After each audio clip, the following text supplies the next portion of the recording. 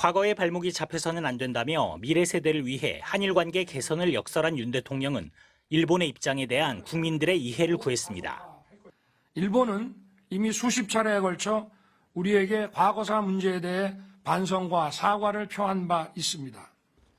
과거사에 대한 일본 정부의 사과를 강조하면서 지난 1998년 김대중 오부치 선언과 2010년 간나오토 담화를 사례로 꼽았는데 이번 회담에서도 일본 정부가 역사인식에 대한 역대 정부의 입장을 계승하겠다고 밝힌 점을 강조했습니다. 한일 회담에 대해 굴종외교라고 강하게 비판하는 야당에 대해선 정치적 목적을 위한 불순한 의도를 가진 시각일 뿐이라고 깎아내렸습니다. 우리 사회에는 배타적 민족주의와 반일을 외치면서 정치적 이득을 취하려는 세력이 엄연히 존재합니다. 전임 문재인 정부에 대해서도 날카롭게 각을 세웠습니다. 한일 양국 정부의 대화 단절로 국민과 안보, 경제가 피해를 입었다고 말하며 전 정권의 책임이 있다고 강조해 말했습니다. 전임 정부는 수렁에 빠진 한일 관계를 그대로 방치했습니다. 그 여파로 양국 국민과 제1동포들이 피해를 입고 양국의 경제와 안보는 깊은 반목에 빠지고 말았습니다. 한일 회담 이후 각계에서의 비판 확산에 대해 직접 대국민 설명에 나선 윤 대통령의 오늘 발언은 이번 결정에 대한 자신의 신념을 강조하면서 논란은 차단하겠다는 강한 의도를 보여줬습니다. MBC 뉴스 박인수입니다. 일본을 당당하고 자신 있게 대해야 한다는 대통령의 발언에 야권은 오히려 현 정부의 외교가 일본에 대한 아첨 아니냐고 반문했습니다. 아첨은 일본에다 하고 화풀이는 한국 국민과 언론에다가 하는 대통령이 말하는 국익이란 대체 어느 나라의 국익인 건지 따져 묻고 싶을 따름입니다. 전임 정부가 수렁에 빠진 한일 관계를 방치했고 우리 사회에 배타적 민족주의와 반일로 정치적 이득을 취하려는 세력이 있단 말은 경색된 한일 관계의 책임을 일본이 아닌 한국에 돌리는 일본 우익의 주장을 듣는 것 같다는 비판도 쏟아졌습니다. 윤석열 대통령이 제정신이 아닌 것 같습니다. 일본 우익의 주장을 듣는 듯 합니다. 윤석열 대통령은 대체 어느 나라 대통령입니까? 그렇게 자랑하는 한일 정상회담에서 무엇을 논의했는지 자세히 공개하지도 않았다면서 민주당은 이번 정상회담에 대한 국정조사를 추진하겠다는 방침도 밝혔습니다. 그러니 국민들이 윤석열 대통령, 박진 외교부 장관, 김성한 안보실장, 김태호 제1차장, 정진석 의원을 일컬어 신을사오적이라 비판하고 있는 것입니다. 이재명 대표는 10월 25일인 독도의 날을 법정 기념일로 제정하는 법안을 발의하기도 했습니다. 여당인 국민의힘은 윤 대통령이 출구 없는 미로에 갇힌 양국 관계를 풀기 위해 걸림돌을 제거하는 결단을 내렸다고 옹호했습니다. 입만 열면 반일 감정을 자극하고 죽창가를 부르는 그런 무책임한 일을 이제는 민주당은 해서는 안 됩니다. 이런 가운데 대통령실 관계자들에게 방일 외교 전반을 묻기 위해 소집한 국회 운영위원회는 여당 의원들 대부분이 불참해 파행됐습니다. MBC 뉴스 손하늘입니다.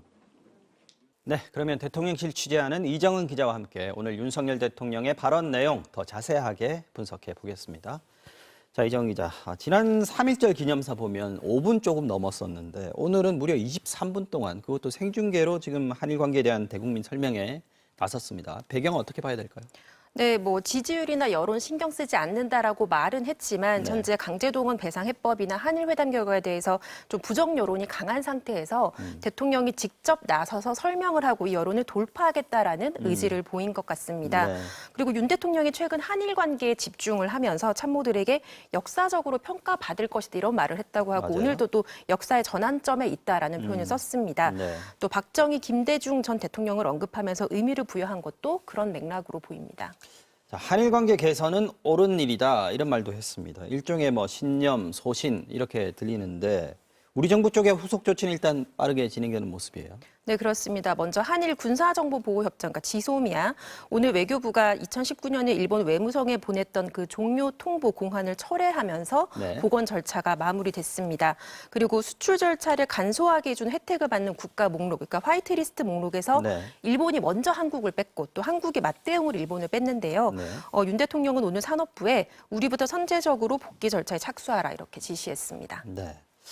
이번 회담 후에 뭐 일본 매체들을 중심으로 해서 일부 위안부 합의라든지 후쿠시마 수산물 문제라든지 이런 이야기가 있었다라는 보도가 나오면서 논란이 좀 커진 면이 있었는데 사실 오늘 이 부분이 좀 궁금했거든요. 그런데 오늘은 그 답을 못 얻은 것 같습니다. 네, 이게 지금 한일 간의 진실 공방처럼 지금 흐르고 있는데요. 근데 네. 외교 관례상 정상 간의 대화, 그것도 정상이 스스로 확인을 해주기는 좀 어려운 면이 있습니다. 그래서 오늘 국회에서도 외교부 장관 상대로 계속 질의가 반복됐거든요. 좀 이따가 리포트가 나오겠죠? 네, 근데 윤 대통령이 이제 오늘 이제 말한 거는 이런 논란에 직접 답을 하긴 대신에 네. 일본 측의 호응을 촉구하면서 논란을 뛰어넘으려고 한 것 같습니다. 그러니까 뭐 지소미아나 화이트리스트 같이 우리가 이제 결단과 실행을 했던 점을 강조를 하면서 우리가 먼저 걸림돌을 제거하면 일본도 호응을 할 것이다 이렇게 말했습니다. 상대적으로 좀 미온적인 일본 측을 좀 이렇게 압박을 하고 좀 당부를 한 걸로도 볼 수가 있죠. 그 일본이 뭘 할 수 있을까? 뭐 과거사에 대한 추가 사과를 한다거나 경제 보복 조치를 철회하거나 또 미래기금에 일본의 피고 기업이 참여하는 것 등이 있는데 네. 아직까지는 가시적인 움직임이 안 보입니다. 우리는 희망하고 있지만 어떻게 될지는 두고 봐야 되는 네, 거죠? 그렇습니다. 자, 윤 대통령이 외국 사례까지 들면서 한일 관계 개선 필요성을 강조하게 했습니다. 예를 들어서 독일 얘기했고요. 독일과 프랑스 관계 얘기했고요. 네. 중일 관계도 얘기했습니다. 일본이 과거 수십 차례 사과했다 이렇게 언급을 하기도 했습니다.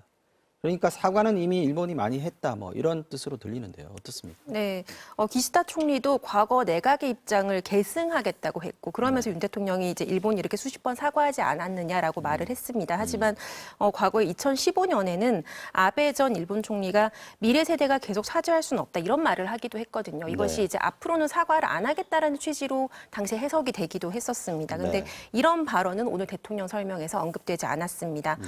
그리고 독일 같은 경우에는 전후 처리에 적극적이었고 또 전쟁 범죄에 대해서 지속적으로 사죄와 반성의 뜻을 밝히고 있습니다. 네. 중국의 경우에는 강제징용 피해자들 어떤 개인 청구권이 살아있다고 봐서 일본 기업들이 배상을 하기도 했습니다.